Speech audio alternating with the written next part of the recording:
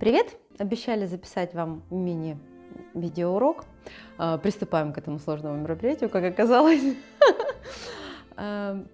Надеюсь, все здоровы. И несколько упражнений разминки и немного об основных понятиях.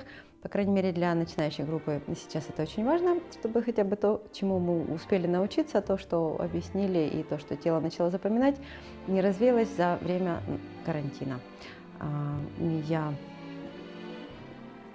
Начинаем.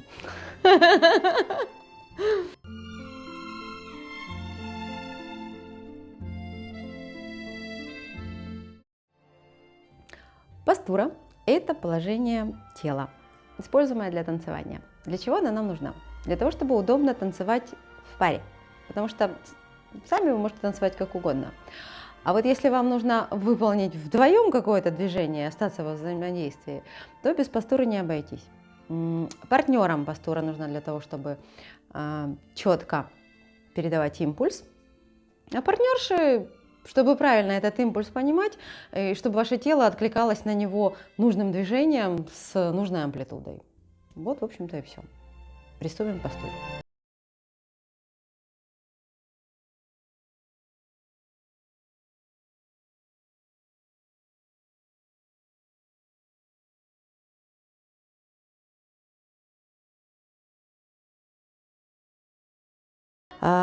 Раз уж мы занимаемся на дому, будем использовать подручные средства. У всех найдется какая-нибудь швабра или палка, лыжная, может что-нибудь еще наподобие. Она послужит визуализации нашей оси. Рекомендую вам встать напротив зеркала для того, чтобы вы могли проверять, как вы выстраиваете свою постуру. Начинаем с положения стоп. Стопы плотно контактируют с полом. Ваше давление должно быть распределено по всей стопе. То есть, центр нашей оси приходится приблизительно на середину стопы. Проверьте, что вы не заваливаетесь на пяточки, не смещаетесь, не висите над носками, да, а четко, хорошо, плотненько стоите на всей стопе. Дальше. Ваши колени.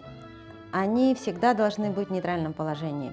Что я имею в виду? Это значит, что ваш коленный сустав, он всегда живой и подвижный. Если вы выпрямили его до крайнего положения, то колено становится заблокированным. Заблокированное колено тут же тянет за собой блокировку тазобедренного сустава и так далее, поясница. То есть все суставчики живые, поэтому проверили коленочки в нейтральном положении, тазобедренный сустав в нейтральном положении. Обычно в обычной жизни мы стоим ровненько, то есть косточки над косточками выстраиваются, в идеале ровненько, конечно, по-всякому бывает. Но для танго этого ровненько недостаточно. Что бы я вам посоветовала? Итак, вот наша ось. Нам необходимо тазобедренный сустав, вернее ваши бедра, немножко сместить к пяточкам. Если в обычном положении остается вверх, то это смещение провоцирует завал в сторону пяток. Компенсируем этот завал мы выстраиванием верхней части, вытягиванием грудной клетки вперед и вверх. То есть представьте, что из солнечного сплетения лучик направляется где-то под углом 45 градусов выше горизонта. И таким образом, то есть мы компенсируем завал за счет тазобедренного сустава вытягиванием верхней части. Это необходимо для взаимодействия, это ваше заземление. Раз, это начало диссоциации, скажем так, когда нижняя часть давит в пол, начиная от бедер, вверх, как будто бы вы себя вытаскиваете, скажем так, из тазобедренного сустава или из ремня брюк, вытягиваете себя вверх, то есть вверх стремится контактировать в паре с партнером или партнершей. Итак, упражнение. Из нейтрального ровного положения заземляем бедра.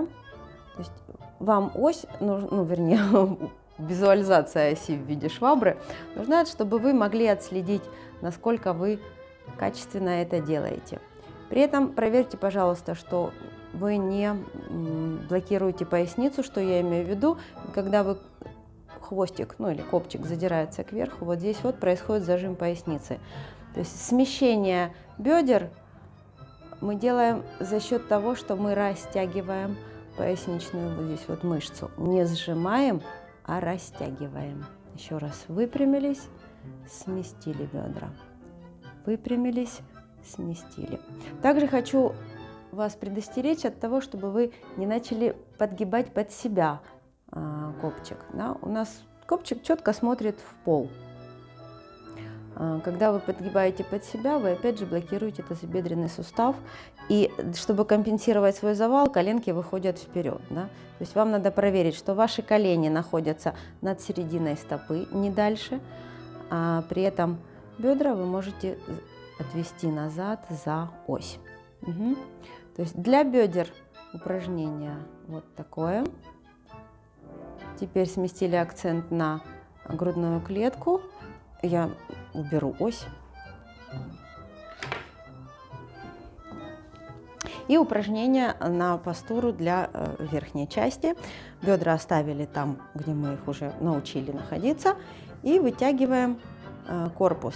Максимально мышцы пресса, мышцы спины работают на растяжение. Вот насколько вы можете, настолько потянули себя вверх и вперед. Обратите внимание, это не наклон. Да? То есть из этого положения вот так это наклон, из этого положения растягивание себя мышцами. Еще такой вариант, подумайте о том, что это вы растягиваете свою диафрагму, как будто бы на вдохе.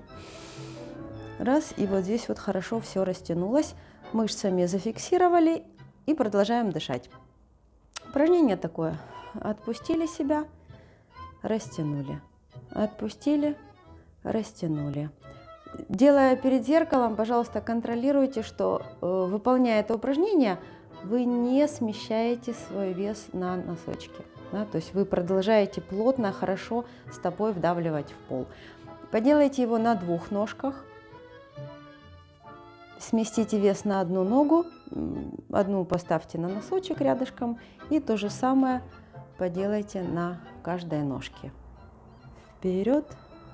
Опустили, растянули, опустили, растянули, опустили, растянули и полминуты подержали, причем не расслабляя мышцы. Вот с течением времени стараясь все больше и больше, как в колонетике, да, передать напряжение в мышцы, выдержали полминуты, расслабились. Если есть силы, повторите еще дважды.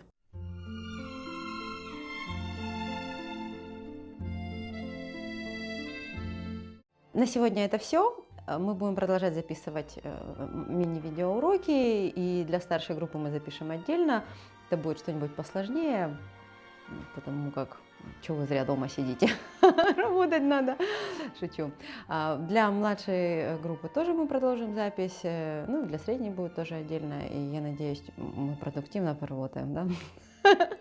А вам крепкого здоровья, увидимся, пока!